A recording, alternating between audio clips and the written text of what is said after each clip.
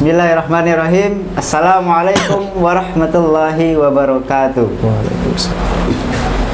Baik sahabat Dokastra, kembali lagi kita bertemu dalam podcast ala-ala santri kali ini.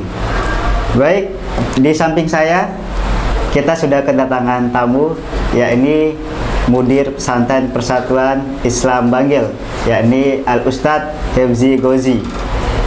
Beliau adalah anak dari Al-Ustadz almarhum Ustadz Ghozi dan cucu dari Ustadz Abdul Qadir Hasan.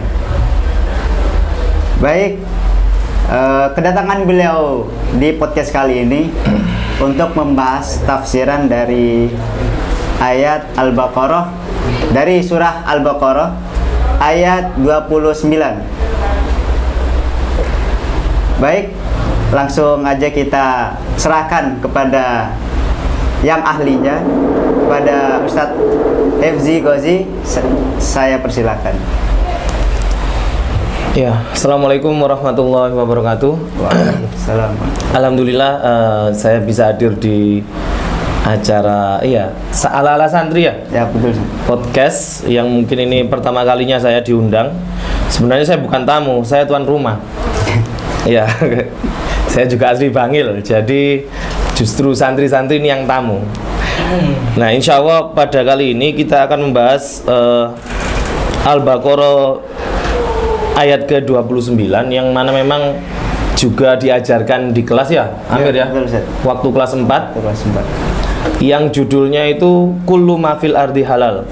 Segala sesuatu yang di dunia itu halal.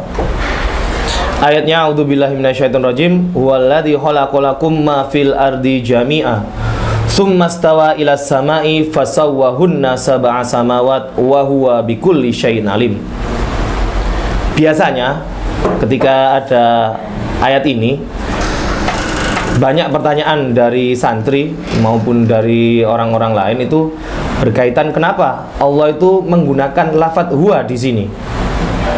Padahal kita tahu zat Allah yang maha mulia itu bukanlah laki-laki dan bukan perempuan. Akan tapi kenapa menggunakan dhamir mudzakkar? Nah, alasannya banyak yang disampaikan ulama. Salah satunya itu karena dhamir mudzakkar itu adalah asal, karena dia tidak memiliki ciri tertentu. Sedangkan yang muannas itu memiliki ciri tertentu, sehingga dia lebih pas digunakan untuk Allah. Begitu pula dalam agama-agama lain sebenarnya pasti menggunakan hi. Taurat maupun Injil itu juga menggunakan kata ganti laki-laki atau mudzakkar. Oleh karena itu ada juga alasan yang disampaikan lain, karena memang lafadz huwa, dia Allah, itu menggunakan lafadz mudzakkar karena memang ada sifat-sifat Allah yang termasuk Asmaul Husna. Salah satunya atau beberapa diantaranya Al-Jabbar, Maha Pemaksa, Al-Aziz, Maha Perkasa, yang mana itu lebih cocok dimasukkan ke lafadz huwa daripada ke lafadz hiya. Sehingga memang digunakan huwa ini untuk menghormati.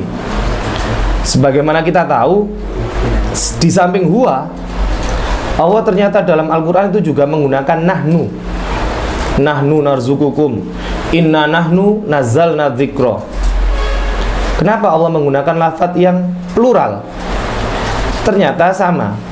Di agama lain pun seperti di Injil maupun di Taurat juga menggunakan plural. Misalnya di Injil itu disebut di Taurat ya, Elohim. Eloh itu Tuhan. Im itu adalah jamak, plural, tapi plural of respect, jamak lit ta'dim. Jadi digunakan lafadz banyak itu untuk menghormati. Jadi bukan plural of number, tapi plural of respect. Jadi untuk menghormati digunakan im kalau bahasa Ibrani kita tahu. Bahkan Nabi kita, yaitu Nabi Muhammad, ternyata juga disebutkan di kitab Taurat, yaitu di Song of Solomon, atau kalau bahasa Indonesianya itu Kidung Agung.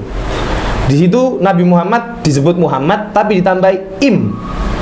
untuk menyatakan menghormati. Jadi bukan Nabi Muhammad atau Nabi Muhammad banyak, tapi ternyata untuk plural of respect, sebagaimana di Al-Quran juga Allah menggunakan nahnu di samping huwa. Kemudian kita tahu huwallazi khalaqalakum ma fil ardi jami'a. Allah yang menciptakan bagi kalian apa saja yang di dunia atau apa saja yang di bumi, jami'an, seluruhnya. Kemudian kenapa Allah menggunakan lafadz khalaqa? Meskipun kita terjemahkan menciptakan, akan tapi dalam bahasa Indonesia kita ini kekurangan mufrodat atau padanan kata. Karena pengertian khalaqa sebenarnya itu menciptakan tanpa ada contoh. Jadi di takdir bahasa Indonesia mengatakan dia menciptakan teknologi ini, itu kalau di dalam bahasa Arabnya dia menggunakan ja'ala atau sona'a. Tidak boleh khalaqa, karena khalaqa ini khusus untuk Allah saja. Allah boleh menggunakan lafadz khalaqa, ja'ala, sona'a, tapi manusia tidak boleh menggunakan lafadz khalaqa, karena memang khalaqa ini khusus untuk Rabb saja.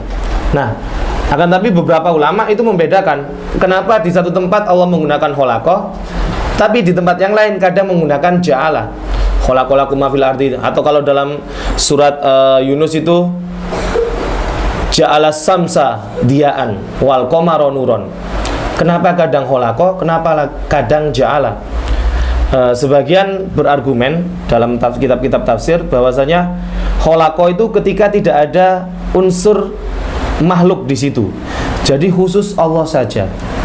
Sedangkan ketika ada unsur makhluk itu Allah kadang menggunakan ja'ala. Misalnya di surat Al-Hujurat itu huwallazi khalaqalakum, surat Al-Hujurat ya, ntar.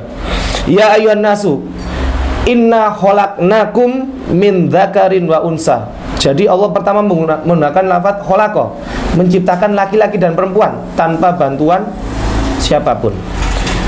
Tapi kemudian waja'alnakum su'uban wa qabaila. Kemudian Allah menjadikan kalian itu berbangsa-bangsa dan bersuku-suku. Bahasa Indonesianya sama-sama menjadikan atau menciptakan. Tapi yang pertama itu dikatakan tidak ada unsur makhluknya. Tapi kemudian yang ja'alnakum syu'uban wa qabaila itu di situ sudah ada makhluknya. Tapi makhluknya nanti diberikan insting ataupun diberikan naluri untuk berkumpul, untuk membuat suku, untuk membuat bangsa, sehingga bukan khalaqa lagi tapi ja'alna, karena sudah ada makhluknya. Kecuali kalau dalam surat Al-Quran itu tentang kisah Nabi Isa. Nabi Isa ketika menceritakan tentang mukjizatnya, anni ahluku lakum minatini kahayati toiri fa'anfuhu fiha fayakunu toiram biiznillah.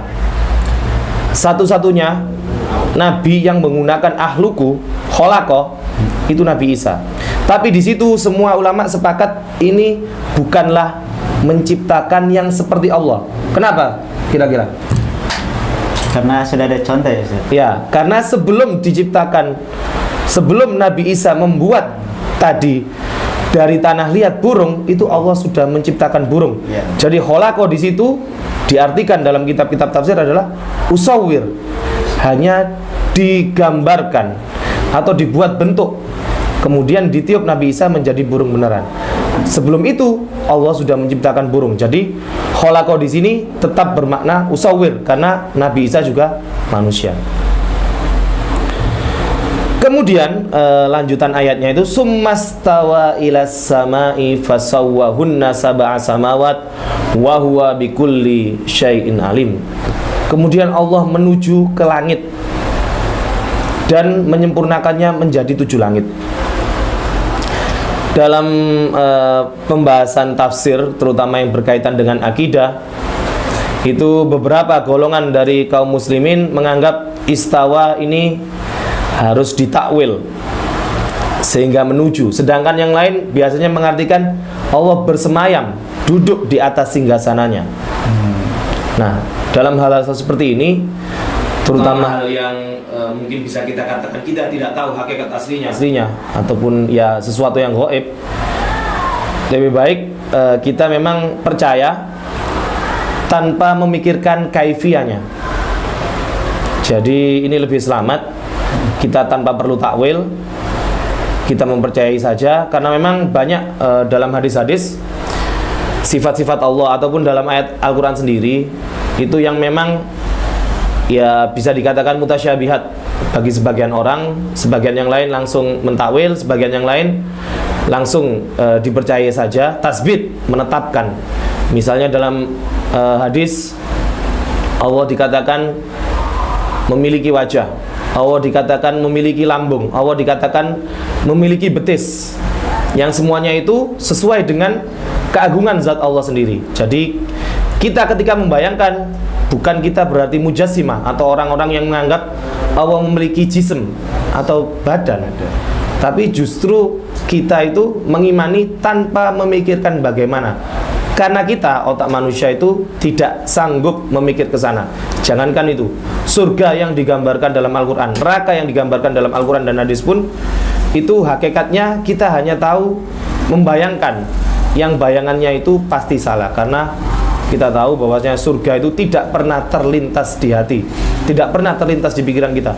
Meskipun kita memikirkannya, ada sungai, ada rumah, dan yang lain-lainnya, gambaran di otak kita pasti salah, karena memang otak kita itu tidak diberi kemampuan untuk memikirkan hal yang seperti itu. Ya, mungkin biasanya ayat ini dalam usul fikih itu dibuatkan satu kaidah dari ayat ini, bahwasanya apa? Al-aslu fil asya'il ibaha. Al-aslu fil asya'il ibaha. Segala sesuatu pada asalnya itu boleh, Mubah ya. ya, atau dalam bahasa yang lain itu al-aslu fi umurid dunya. Segala urusan keduniaan itu pada asalnya boleh. Jadi kalau yang sudah santri di sini, terutama yang sudah aliyah, itu tidak perlu lagi tanya misalnya apa hukum main Mobile Legend. Ya. Karena sudah tahu al-aslu fil asya. Meskipun nanti bisa berubah, semuanya bisa berubah, tapi pada asalnya mubah. Jadi kita ini ketika menghadapi masalah apa saja, masalah COVID terbaru itu kan, zaman Nabi nggak ada yang seperti COVID ya. Apa hukumnya? Vaksin gini. Al-aslu fil asya'i atau al-aslu fi umri dunya ibah. Pada asalnya boleh. Nanti ketika ada beberapa alasan atau dalil yang bisa membuat berubah, baru kita rubah. Tapi kalau asalnya dari ayat ini, itu memang ahli-ahli usul fikih membuat kaidah segala urusan dunia itu pada asalnya boleh, kecuali nanti ada dalil yang memalingkannya. Illa ma dallad dalilu ala hilafihi. Bagaimana? Baik, Ustaz. Ada yang perlu ditanyakan atau mungkin diterangkan lagi kira-kira? Mungkin dari tafsiran berikut, dari tafsiran surah Al-Baqarah ini mungkin akan ada timbul beberapa pertanyaan. Seperti mungkin di situ menggunakan apa? Lafaz jami'an ya Ustaz. Jami'an. Yang artinya seluruh. Nah, seluruh berarti seluruh yang di bumi itu tuh boleh Ustaz, halal semuanya Ustaz. Boleh dilakukan, boleh kita makan. Seperti mungkin makan manusia Ustaz contohnya ya Ustaz. Nah, itu cara menanggapi atau menjawab pertanyaan itu tuh bagaimana Ustaz? Ya. Ketika Allah mengatakan jami'an, seluruh, itu berarti kita sendiri juga termasuk, katanya ya. Bahkan ada orang-orang, bagaimana kalau kita memakan misalnya rel sepur, kan jami'an. Nah ini nanti sebenarnya di ayat yang lain itu juga ada patokan. Jadi kita itu tidak cukup dengan halal saja, tapi halalan thayyiban. Dan kategorinya biasanya kalau yang kita makan kategorinya makanan. Dan ini sudah dimaklumi oleh manusia semuanya. Batu itu tanpa agama pun orang sudah tahu itu bukan makanan. Ya. Kemudian bagaimana dengan manusia? Biasanya diberikan karena lafaz di situ menggunakan huwallazi khalaqalakum ma. Ma ini biasanya digunakan untuk li ghairi akil, selain yang berakal. Jadi manusia, karena manusia berakal, ya memang ada manusia yang dikatakan tidak berakal. Tapi ini kita mengambil aghlabiyah atau jadi apa? Mayoritas manusia itu berakal. Jadi dia itu bukan makanan. Plus perintahnya itu kepada manusia. Jadi manusia itu to'im, yang memakan.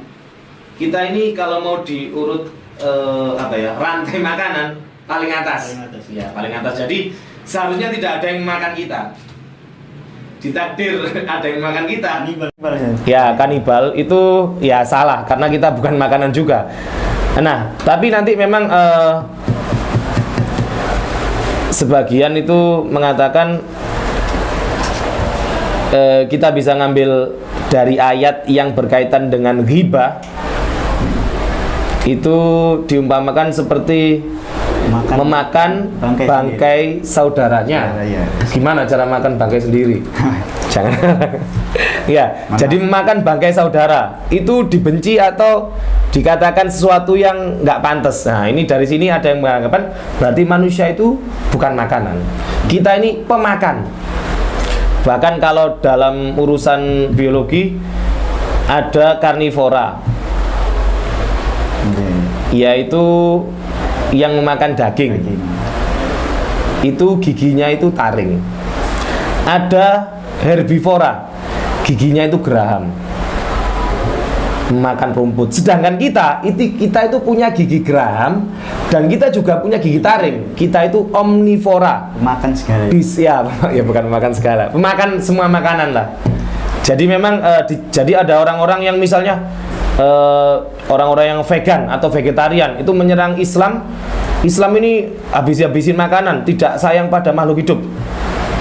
Alasannya